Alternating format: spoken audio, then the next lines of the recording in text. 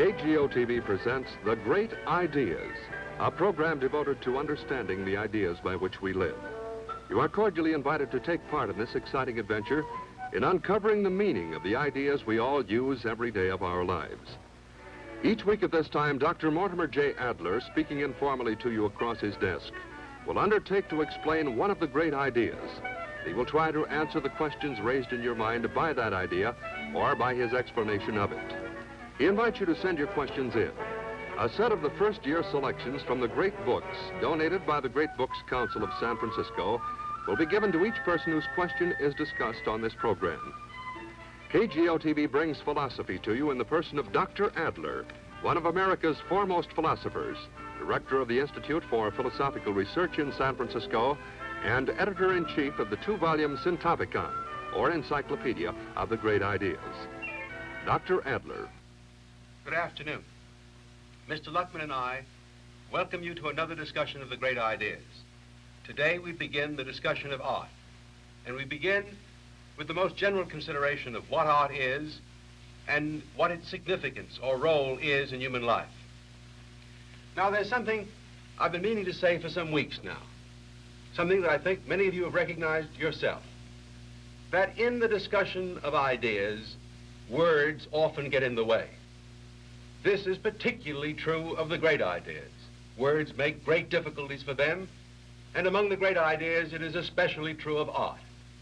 The word art has, on the side of it, the word itself causes us some difficulty in understanding what art is. And unless we face this difficulty about words in this series of discussions about art, we will not, I think, reach a truly philosophical understanding of art and the arts. Now, the evidence of what I've just been saying is, I think, quite plain in the letters we have received this week. In these letters, there are many questions about art, but they're all about art as if art were fine art only, even more narrowly than that, as if art consisted mainly of painting or of sculpture. Now, this meaning for the word art is a very recent meaning. It has happened only in the last 100 years or even less than that. It is quite different from a meaning for the word art that existed, was used throughout centuries before our own time. We must face then a deep and serious conflict in the use of the word art, a contemporary use of it and an ancient and traditional use of it. And I think I should warn you as we start that I take sides in this battle between the ages, between the centuries. I tend to favor the ancient and traditional meaning of art because I think it is broader, more capacious, takes more in, and enables us to understand more. Nevertheless, in the questions we received this week, there was some questions, I think, Lloyd. There were some questions which do lead into a general consideration of art, and which will enable us, if we take them at the very beginning, to get some clarity that will help us to clarify the meaning of this basic and important word.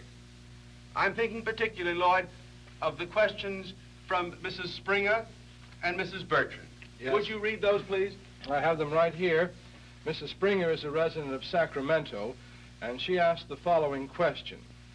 She says, from the beginning of civilization, man's progress has been measured by the development of what are called the arts and sciences.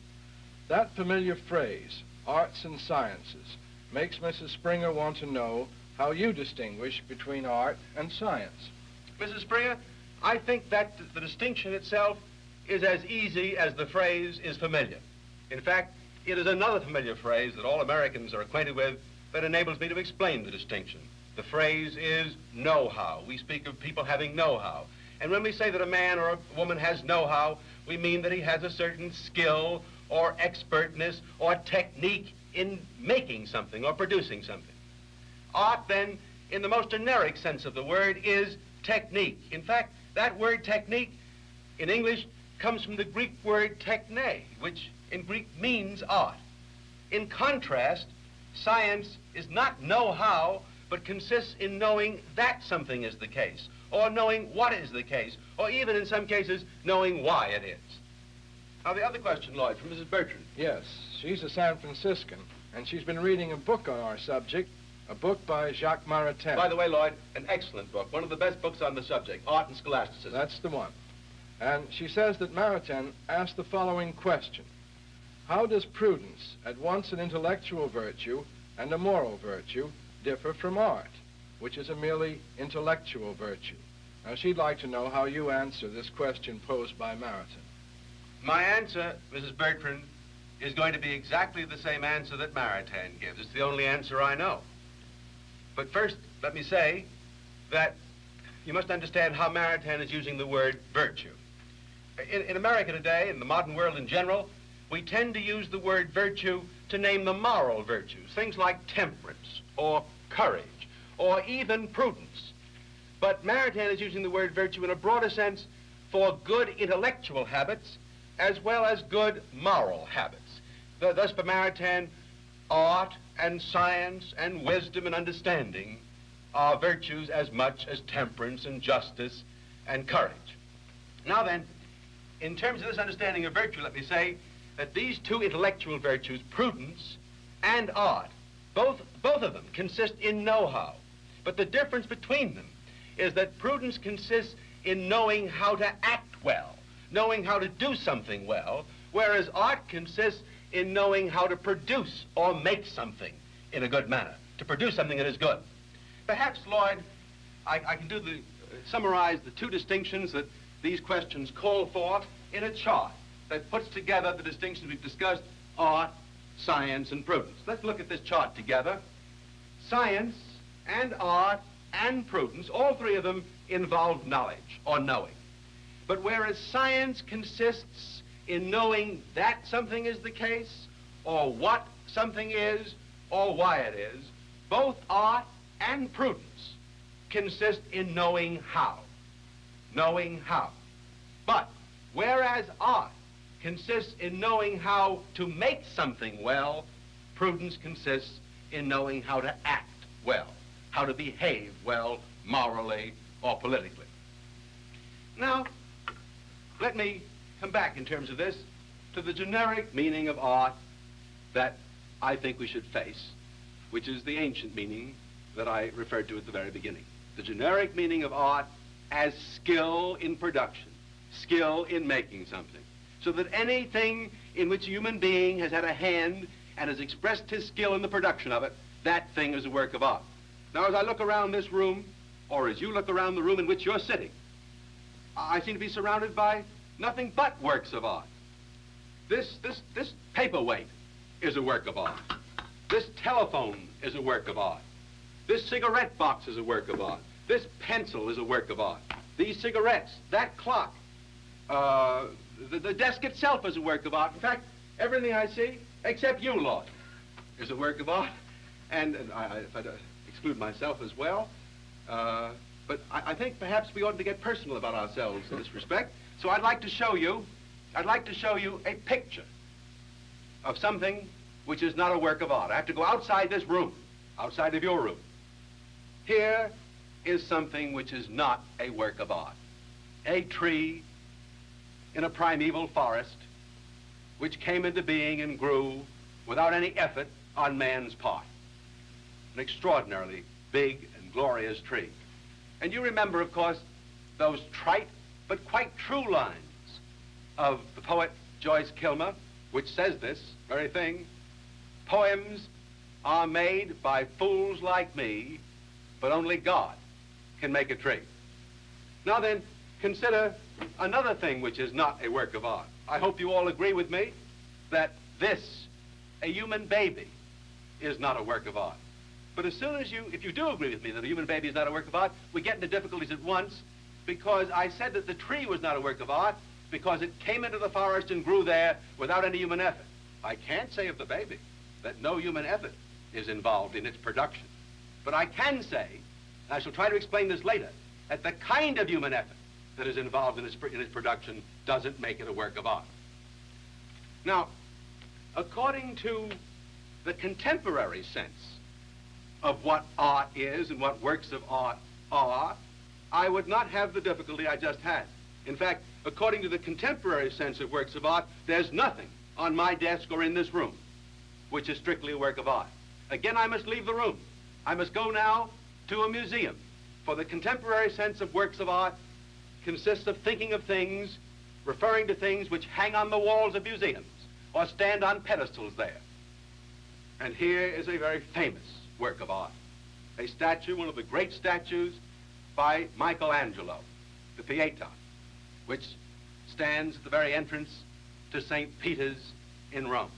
If I show this to you, you and all other contemporary persons would say, yes, that is a work of art. But if passing from this, I were to go to this picture, the picture of a great tennis player in the act of playing tennis, you would not, most people today would not think this was an artistic performance. They would regard it as an athletic exhibition, an exhibition of athletic prowess, not a performance that reflected art, no matter how great the skill that is involved in the performance that this man is here doing. Now, this contemporary sense of art is, I think, summarized in phrases that we all use, in which the word art seems to be most natural to us as we speak. We speak of museums of art. We speak of art institutes. We speak of an art student. And when we say an art student, we usually mean a person studying painting or sculpture or some other kind of plastic art. We even say, I think, and I really think the phrase is quite abominable, literature, music, and the fine arts, as if literature were not a fine art, as if music were not a fine art. But even if that narrow meaning, which makes the fine arts the plastic arts, were broadened so that the fine arts were understood by us to include music and literature as well, I would think that that meaning is still too narrow for a deep and proper understanding of what art is and the role it plays in human life. Now let me ask you, is this your meaning of art? This narrow, restricted meaning? You may think it is, but I would like to show you that it isn't. I would like to show you that in your own vocabulary, in your daily speech, you have traces of the ancient and traditional meaning.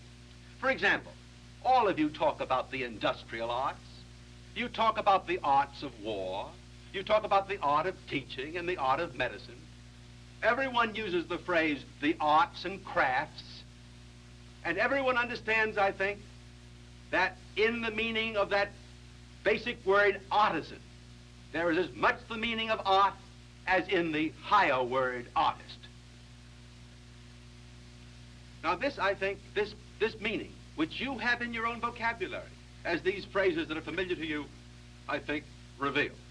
This meaning is the meaning that the word had, the notion expressed, in the beginning of Western cultural history.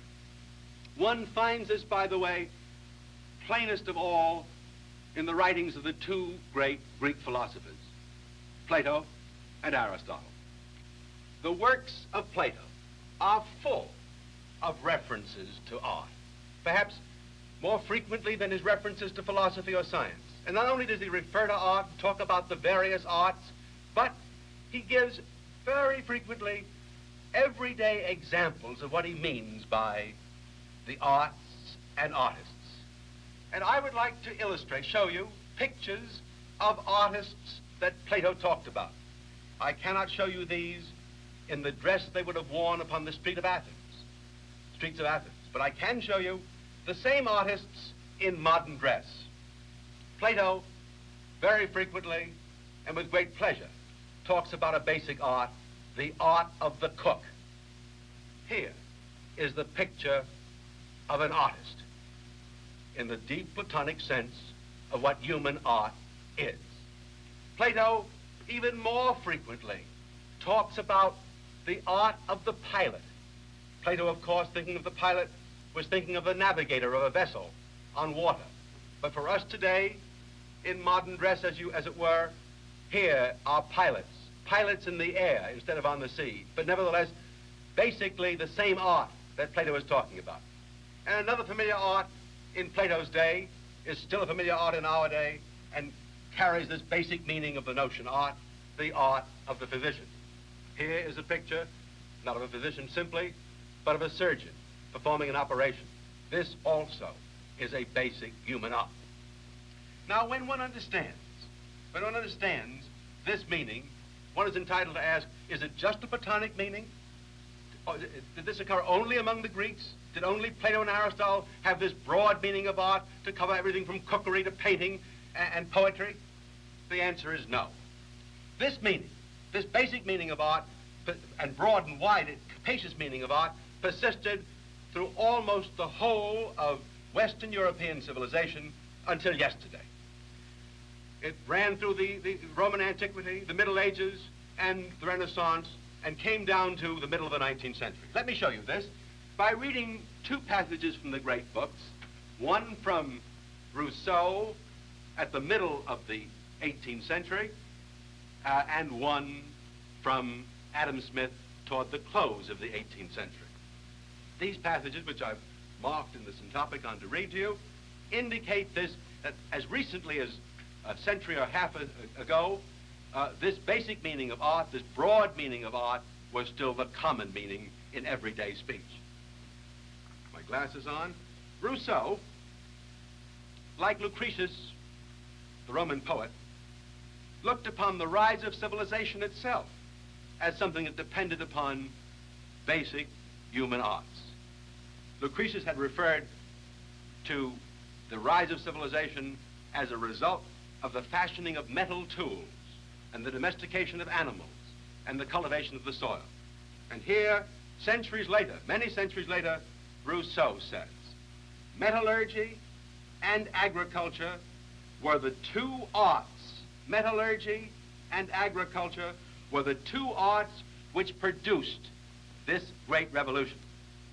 Then, in 1776, just as the Industrial Revolution was beginning, and in 1776 it had barely begun. In 1776, most production still went on in homes or in small shops with hand tools and by hand work. We didn't have industrial production by large machines and assembly lines. At this moment, Adam Smith says, talking about the division of labor in the production of a coat. Listen to the words. The shepherd, the sorter of the wool comber or carder, the dyer, the scribbler, the spinner, the weaver, the fuller, the dresser, with many others, must all join their different arts. Hear the word? Must all join their different arts in order to complete even this homely production, a woolen coat.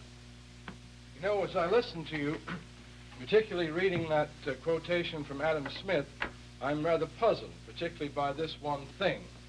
The enumeration in Adam Smith seems to me to fit the definition of art as simply a skill in making, because in all of the instances, in that particular instances of making a coat, an artificial product is produced.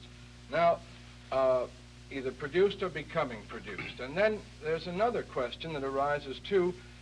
If this art definition and making is involved, I'm concerned about your illustrations of the pilot or of the doctor or of the teacher or the farmer. I don't see what they make if art is making. Well, Lloyd, in the sense in which the cobbler makes a shoe, or the cook a pastry, or the various arts mentioned by Adam Smith make a woolen coat.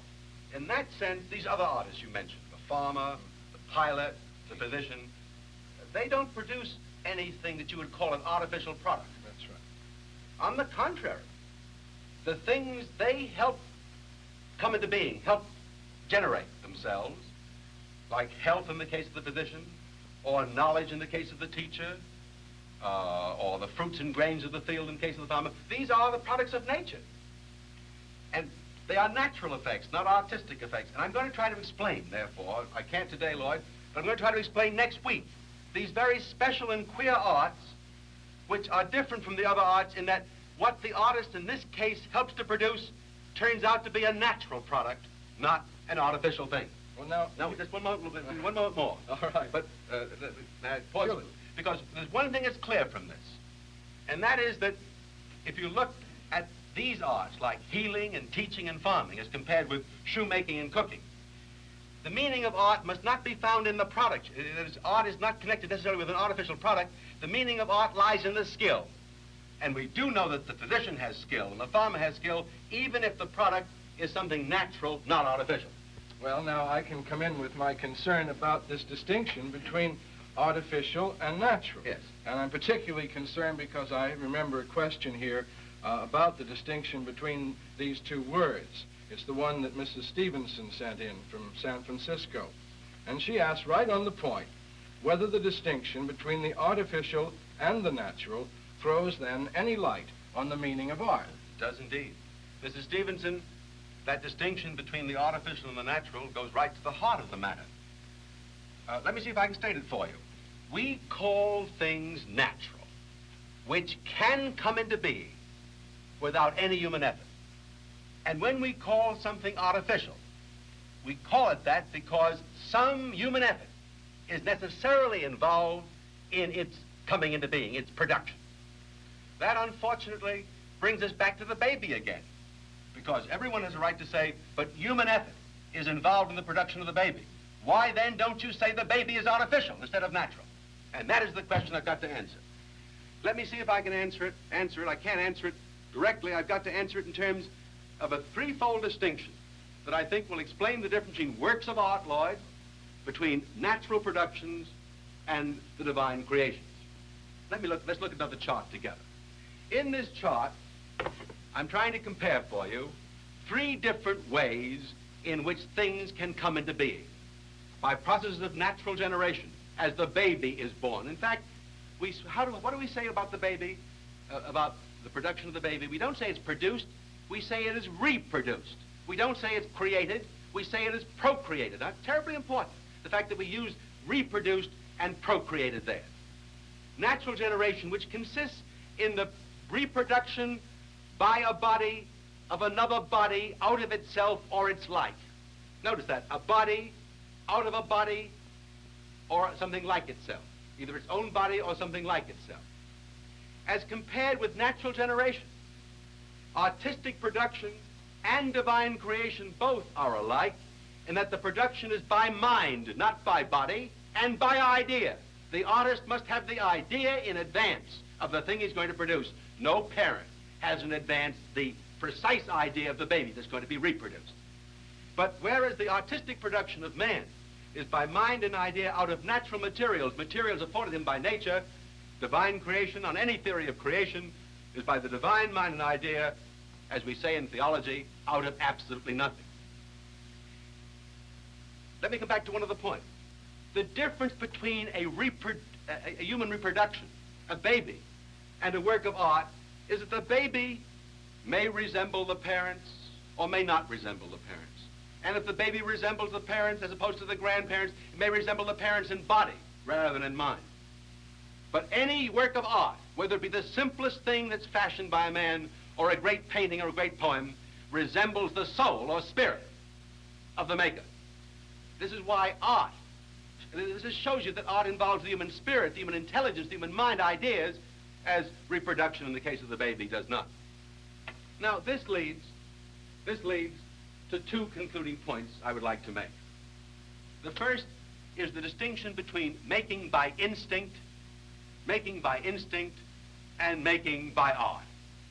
Making by instinct is without conscious plan. Making by art is with conscious plan, by the application of rules, and by the making of deliberate choices. This is the distinction, and a very important distinction, between human and animal making.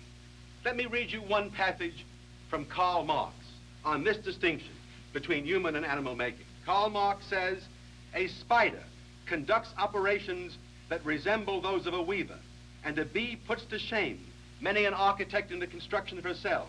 But what distinguishes the worst architect from the best of bees is this, that the architect raises his structure in imagination before he erects it in reality. This leads to my second concluding distinction between making by rule and by choice as opposed to making by chance. If a piece of music happened to result from a cat walking on the keys of a piano, it would not be a work of art. But if a human composer sits down to imitate what a cat would sound like if a cat were to walk on the keys of a piano and produces something, a jazz piece of music like Kitten on the Keys, that is a work of art. And this is terribly important because the very essence of human art is the avoidance or elimination of chance in human affairs. To do something by rule, by preliminary and preparatory design, is what human art does for man, as opposed to trusting to chance and accident. The ancient Greek and Roman doctors made a sharp distinction between the physician who was an artist and what they called the empiric. The empiric tried to cure diseases by trial and error, whereas the physician who had art in the deep sense, proceeded by knowledge and by rule and trusted as little to chance as possible. And one other way of understanding this is Aristotle's very deep insight that only the person who has an art can make a mistake in that art. Only a person who knows the art of grammar can intentionally make mistakes in speech. The person who makes unintentional mistakes in speech has no art in this particular respect. Now, I wish, Lloyd, that we had time for more questions, but I'm afraid that we shall have to postpone all further questions until next week when we go on with this discussion. I'd like to summarize and say that art is the principle of all human work, of all skilled labor. And I mean very deeply that all human labor is skilled. Even the least skilled labor has skill in it. Now, the points that we've considered today, I know are not entirely clear, but I hope as we go on with this discussion, they will become clearer, particularly next week as we discuss the different kinds of art, of the distinction between the fine and the useful arts, the distinction between the liberal or free and the servile arts, and above all, the distinction between the simply productive arts like shoemaking or cooking and the extraordinary cooperative arts like farming and healing and teaching. I hope you will send questions in on these subjects so that we be guided by your interest and your inquiries, and I hope you'll be with us again next week. Thank you.